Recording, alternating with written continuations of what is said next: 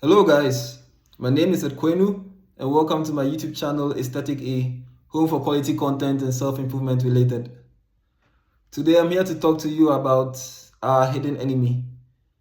And I use the word "our" because this is something we all have to deal with.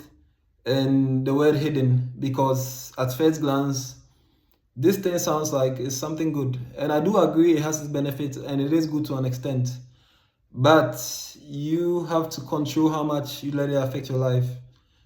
And that hidden enemy I'm talking about, you might be wondering, the hidden enemy I'm talking about is your comfort zone.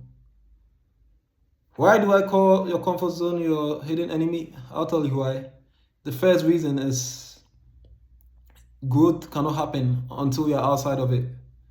You know, your comfort zone keeps you at the level you are used to. And until, it sounds obvious, but until you let go of that level, you can't go to the next level. And until growth happens and evolution happens, there has to be distraction. When I say distraction, I don't mean it in a negative way. I just mean it in a way that you have to destroy the old and give the new a chance to build. That is your old mindsets that were holding you back, your old habits that were not taking you anywhere, your old pride and ego that stops you from learning and stops you from admitting you don't really know as much as you could know, and therefore you should be open to new information and new ways of doing things. That needs to be destroyed. You know, like some creatures lose some part of themselves in the wild before they can evolve, like a butterfly. You know, it has to lose some parts of itself. A caterpillar has to lose some parts of itself before it can become a butterfly. And so until you're out of your comfort zone, you never know what you're capable of really. You know, I go to the gym, this is a fitness channel also, so, and self-improvement. So I like to use fitness examples a lot because I relate to it and some of you can, you know. And when I think of getting out of your comfort zone in that context, think about this thing called progressive overload. Progressive overload basically is until you stretch your muscle to an extent, it will not get any bigger than that.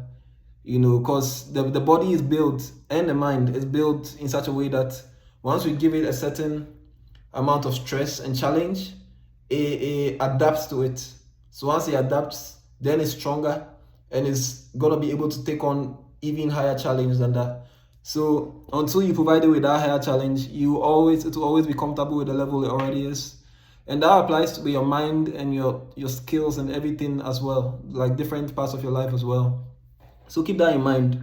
You have to let go, be willing to let go of what you're used to, and and be willing to let go of the level you're comfortable with, so your growth can happen. Secondly, you know, we have this thing in us as human beings, we call it presence bias. It's part of the, I think, 28.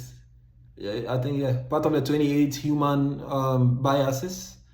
Don't quote me on that. I don't know the exact number, but I think it's 28. But anyway, one of them is presence bias, and it basically says, as the name denotes, we tend to focus on our present self when you're making decisions only. You know, we forget that we have a future self that is yet to come, and so we make decisions that will satisfy the present us, because that's all we know right now. That's all we are focusing on. That's what we think is our reality and is our life in entirety. You know, but we forget that our life encompasses like the past, the present, the future, and we have multiple selves spread throughout time. You know, so you have to make decisions that your future self will thank you for. But a lot of times in the present, for comfort's sake, we do things that will be destructive to some of us. We tend to do things that will be destructive to us in the future because in the present it does feel good for us. And clearly there's something you have to get rid of, and clearly you have to keep in mind that what I'm doing right now, will the future me look back at this and thank me, or look back in regret? You see. And also, like, it affects your how you view yourself as well. You have to keep giving the future you reasons to be proud of who you are and who you've been. Okay, so yeah, those are the main two.